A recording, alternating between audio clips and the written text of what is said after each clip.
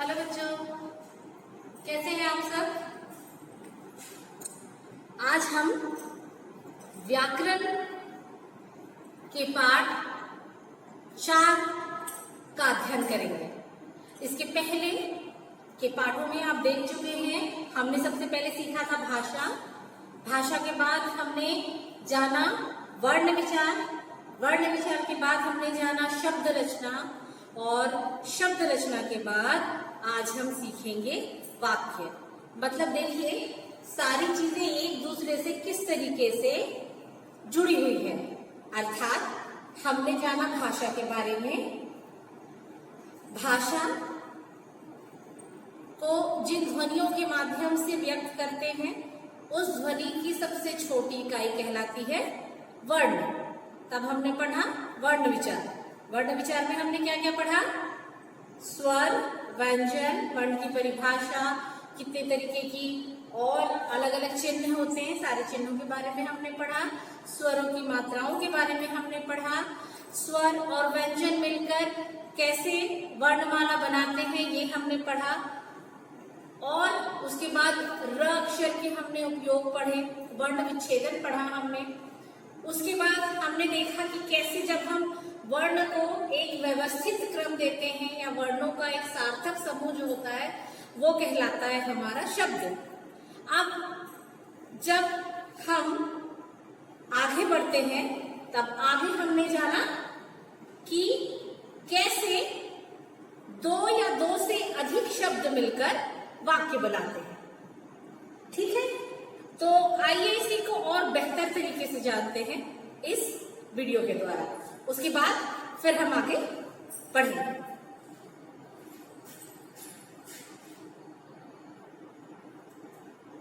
माँ, मुझे एक ठंडा गिलास पानी चाहिए। ठंडा गिलास, ठंडा पानी सुना है। यह ठंडा गिलास क्या होता है? प्रस्तुत उदाहरण में पाशा माँ से ठंडा गिलास मांग रहा है, पर उसका उद्देश्य ठंडे पानी से है। कभी कभी वाक्य संरचना के दोष के कारण वाक्य का अर्थ बदल जाता है या वाक्य अर्थहीन हो जाता है। अर्थात यहाँ पर शुद्ध वाक्य होगा, माँ, मुझे एक गिलास ठंडा पानी चाहिए। अर्थपूर्ण वाक्य के लिए वाक्य संरचना का शुद्ध होना आवश्यक है। शुद्ध वाक्य की रचना के लिए पदक्रम अथवा वाक्य क्रम सही होना चाहिए। वाक्य के आशय को स्पष्ट करने के लिए कर्ता, कर्म, पूरक, क्रिया, विशेषण व अव्यय आदि पदों को नियमानुसार व्यवस्थित स्थान पर रखना ही पदक्रम अथवा वाक्य क्रम कहलाता है। आइए अब वाक्य क्रम को समझने के लिए उनके नियमों को देखते हैं।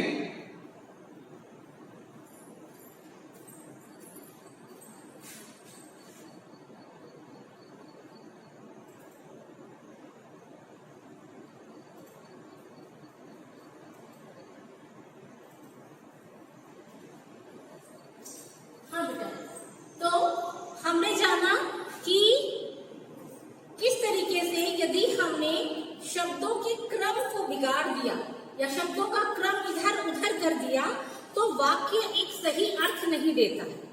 जैसे कि आपने देखा वीडियो में, पाशा ने क्या कहा? माँ मुझे एक ठंडा गिलास पानी दो। वाक्य क्या होना चाहिए था? माँ मुझे एक गिलास ठंडा पानी दो। ठीक है, तो यदि हम शब्दों को इधर उधर कर देते हैं या अव्यवस्थित कर देते हैं, तब उसका एक सार्थक अर्थ निकलना मुश्किल हो जाता है। जब यह सार्थक अर्थ नहीं निकलता, तभी वाक्य क्या हो जाता है? अर्थहीन हो जाता है। उसका सही अर्थ हम नहीं समझ पाते। तो सही क्रम शब्दों का बहुत जरूरी है। आइए इसे और हम एक आध 2 उदाहरण से देखते हैं। जैसे आप देख रहे हैं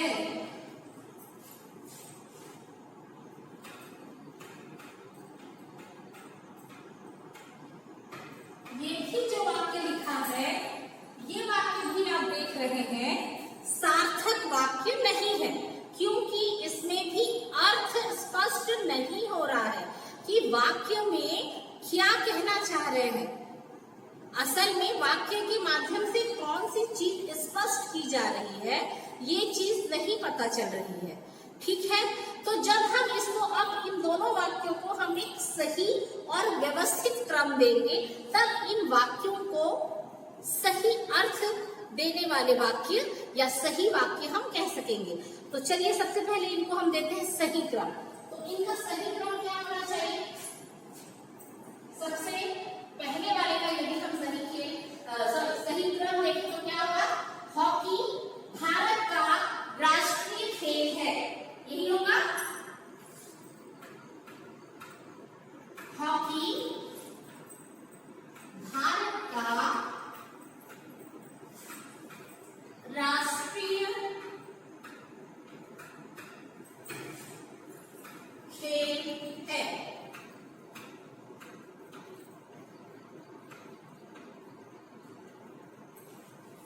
ये आएगा। और जो सेकंड वाला है, सेकंड वाले में आपका आएगा कि कक्षा में सबसे बुद्धिमान, या ये कह सकते हैं पुनीता कक्षा में सबसे बुद्धिमान है। पुनीता कक्षा में सबसे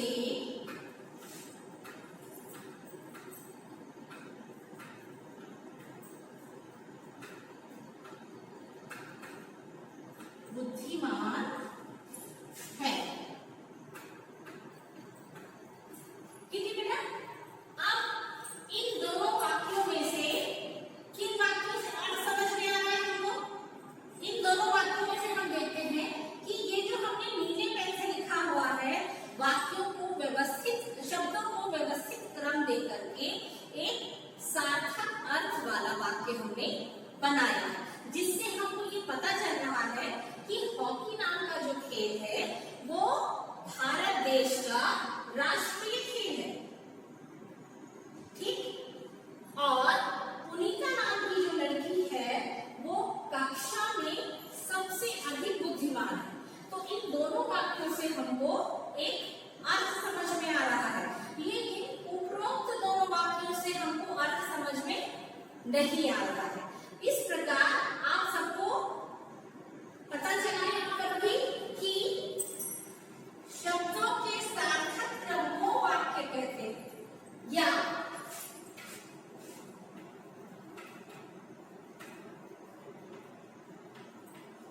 वाक्य शब्दों का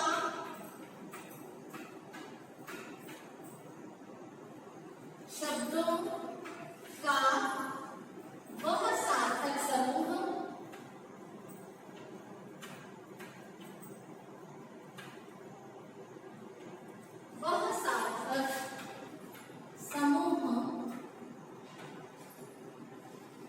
जिसका अर्थ स्पष्ट हो।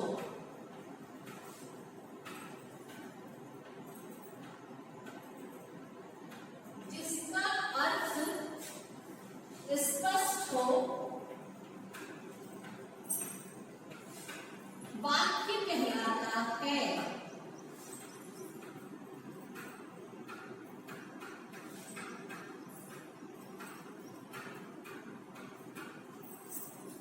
ठीक है बेटा, समझ में आया कि शब्दों का वह सार्थक समूह जिसका अर्थ आपको समझ में आ जाए, यानी स्पष्ट रूप से आपको वाक्य पढ़ते ही ये चीज क्लियर हो जाए कि वाक्य में आपसे क्या करने को कहा जा रहा है, या क्या चीज बताई गई है, या क्या चीज पूछी गई है। यदि ये चीजें आपको स्पष्ट हो जाती हैं तो वह एक सार्थक वाक्य है, या ये कह सकते हैं कि वह एक वाक्य है, वह वाक्य कहलाएगा। ठीक है, अब इसके बाद वाक्य है, यदि वाक्य हमने देख लिया कि वाक्य क्या हुआ। अब मान लीजिए वाक्य के अंग देखते हैं हम कि वाक्य में कितने भाग होते हैं, तो क्या देखेंगे हम? वाक्य के अंग। ठीक है, तो बेटा वाक्य के कितने अंग होते हैं? वाक्य के 2 अंग होते हैं। कौन कौन से 2 अंग होते हैं वाक्य के? एक होता है उद्देश्य और दूसरा होता है विधेय। उद्देश्य वो होता है जिसके बारे में कहा जाता है, ठीक है, जो मुख्य होता है, मुख्य बिंदु होता है उस पूरे वाक्य का। पूरे वाक्य में जिसके भी बारे में हम कह रहे हैं वो मुख्य बिंदु है। जैसे कि यदि हम ऊपर वाले वाक्यों में देखें, ये जो ऊपर वाले दोनों वाक्य हैं, इन वाक्यों में यदि हम देखें तो यहाँ पर हॉकी के बारे में बताया गया है और इस वाक्य में पुनीता के बारे में बताया गया है, ठीक है। तो ये इन वाक्यों में ये दोनों क्या होंगे, उद्देश्य।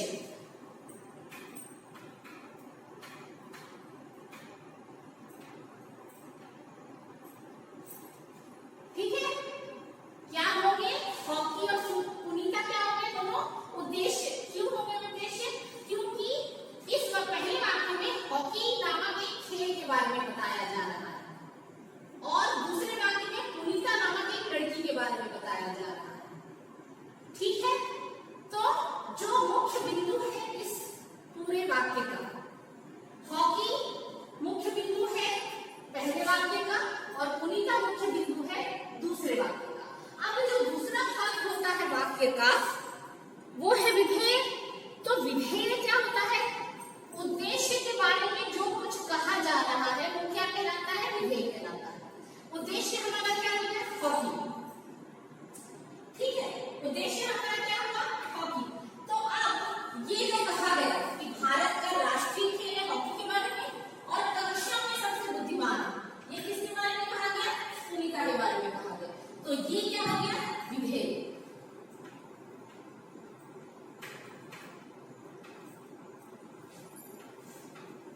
समझ आए? वैसे ही जब नीचे देखते हैं इसको तो वाक्य के अंग, यहाँ पर हम फिर से क्या रखेंगे, वाक्य के कितने अंग होते हैं, 2 अंग होते हैं। कौन कौन से अंग होते हैं, वाक्य के 2 अंग होते हैं। कौन कौन से, पहला उद्देश्य और दूसरा विधेय,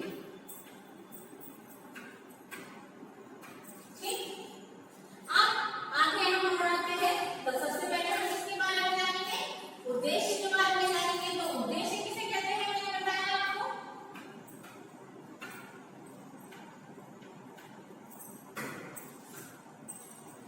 जिसके बारे में वाक्य में कहा जाता है, जिसके बारे में वाक्य में कुछ कहा जाता है उद्देश्य कहलाता है। तो क्या लिखेंगे, जिसके बारे में वाक्य में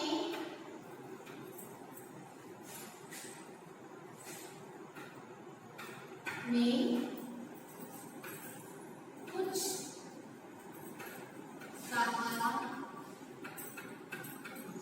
जाता है, उद्देश्य कहलाता है।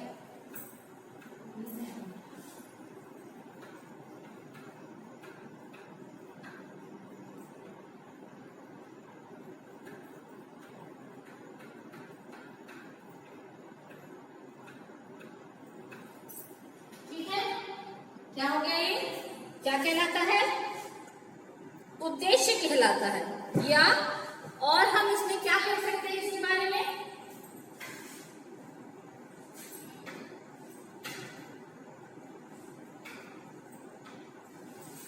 और इसके बारे में क्या कह सकते हैं कि ये क्या होता है, यह वाक्य का कर्ता होता है।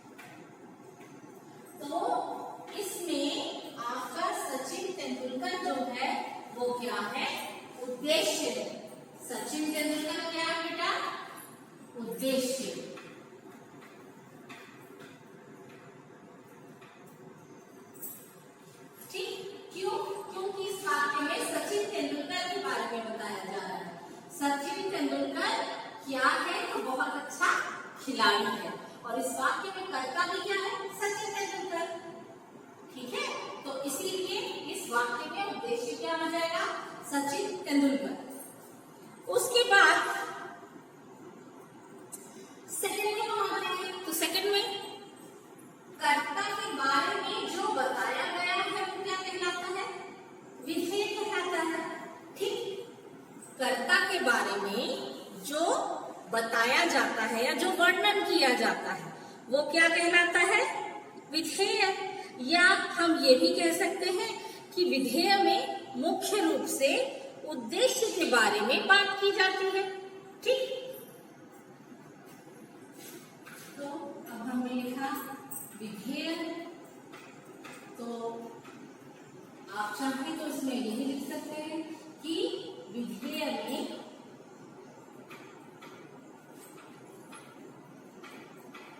मुख्य रूप से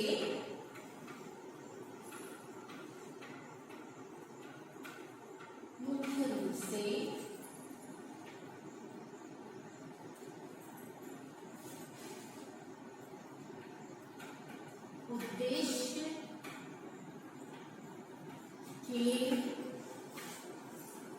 बारे में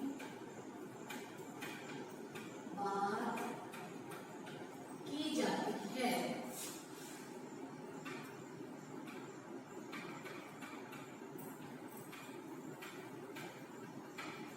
ठीक, समझ में आ गया आपको विधेय किसे कहते हैं? तो जब उद्देश्य के बारे में जो भी चीज है वो यदि बताया जाए तो वो क्या कहलाता है? विधेय। या ये कह सकते हैं कि उद्देश्य के विषय में जो कुछ कहते हैं या कहा जाता है वह विधेय कहलाता है। ठीक है, मुख्य रूप से उद्देश्य के बारे में बात की जाती है, या यूं कहें कि उद्देश्य के रूप में उद्देश्य के बारे में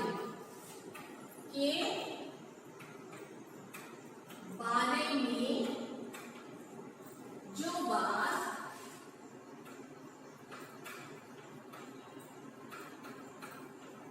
कही जाती है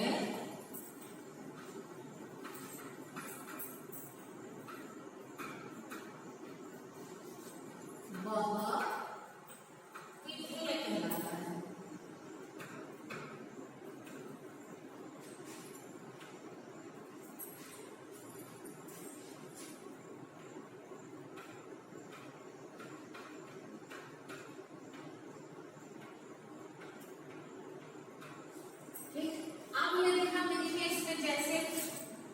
इसमें भी तो जैसे आएगा ना भाई, जैसे जैसे यदि हमने मान लीजिए ऊपर वाला ही उदाहरण लिया, ऊपर वाला ही हमने उदाहरण लिया, तो उसमें हमने क्या लिखा था? सचिन तेंदुलकर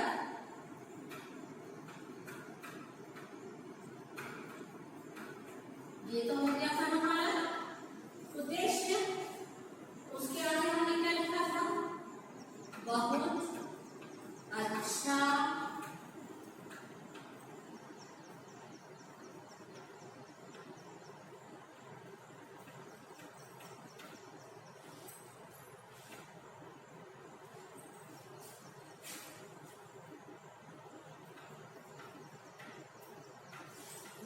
अच्छा खिलाड़ी है, ये लिखा था हमने। ठीक है, तो अब इसमें आप देखेंगे कि ये जो बचा हमारा बहुत अच्छा खिलाड़ी है, ये बहुत अच्छा खिलाड़ी किसको कहा जा रहा है? सचिन तेंदुलकर को कहा जा रहा है। और सचिन तेंदुलकर क्या है? उद्देश्य। तो उद्देश्य के बारे में जो बात की जाती है वह विधेय कहलाता है। तो इसका विधेय क्या हो गया? इस वाक्य में विधेय क्या हो गया?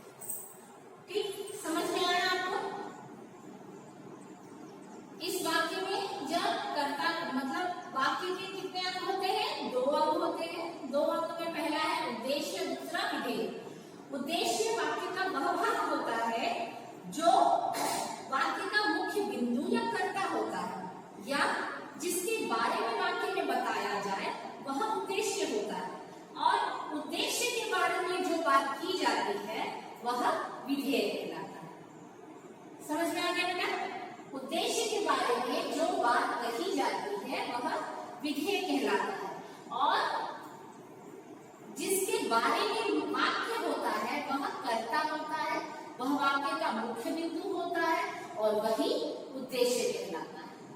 ठीक, तो आपने सीखा कि उद्देश्य और विधेय, ठीक, दोनों चीजें आपको समझ में आ गई।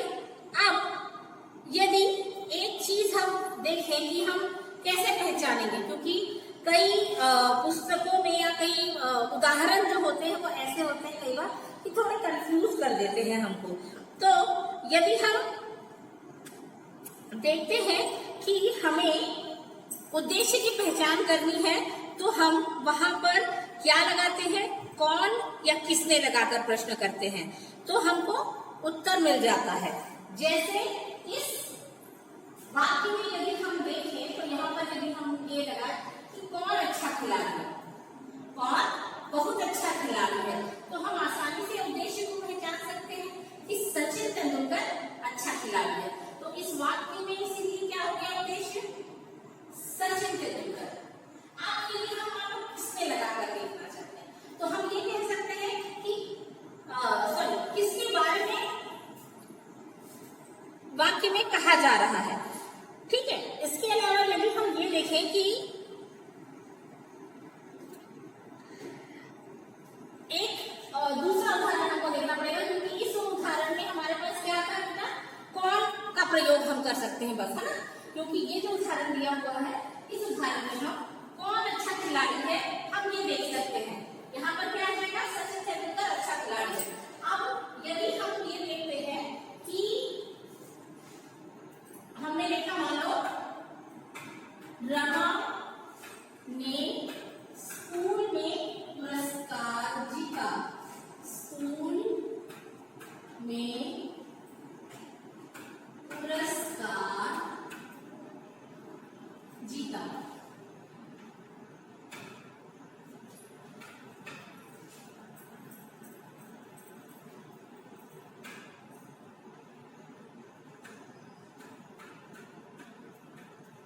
जीता, तब यहाँ पर कौन सा क्वेश्चन बनता है, यहाँ पर कौन सा क्वेश्चन बनेगा,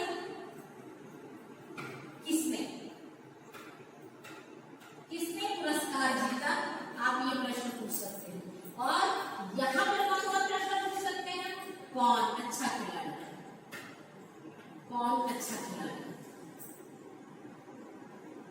ठीक, यहाँ पर हम क्या पूछेंगे, ये यदि हम हटा दिए तब ये वाला यदि हम नहीं लगाते हैं तब किसने स्कूल में पुरस्कार जीता, तब हमारा उद्देश्य आएगा रमा ने स्कूल में पुरस्कार जीता। जब हम ये जानना चाहते हैं इन वाक्यों में, जैसे कि तो इन वाक्यों में क्या है, कौन बहुत अच्छा खिलाड़ी है, तब यहाँ पर क्या आ जाएगा कि सचिन तेंदुलकर बहुत अच्छा खिलाड़ी है। तो इस तरीके से हम उद्देश्य जान सकते हैं। ठीक है, अब क्या होता है, कभी कभी उद्देश्य अकेले आते हैं तो कभी कभी उद्देश्य के साथ उनकी विशेषता बताने वाले शब्द भी आ जाते हैं। जैसे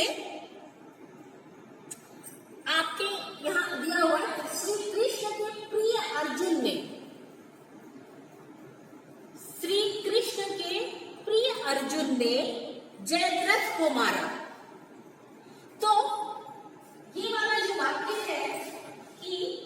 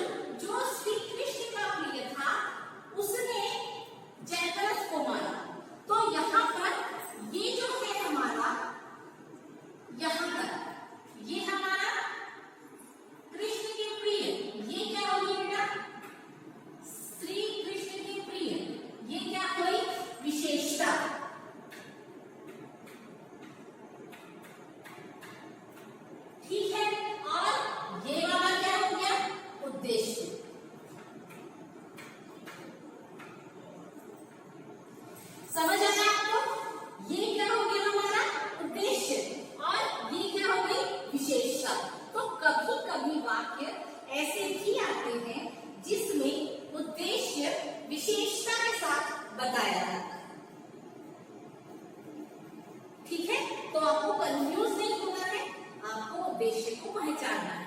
आपने यदि श्री कृष्ण के प्रिय अर्जुन लिखा तो भी सही, गलत नहीं होगा।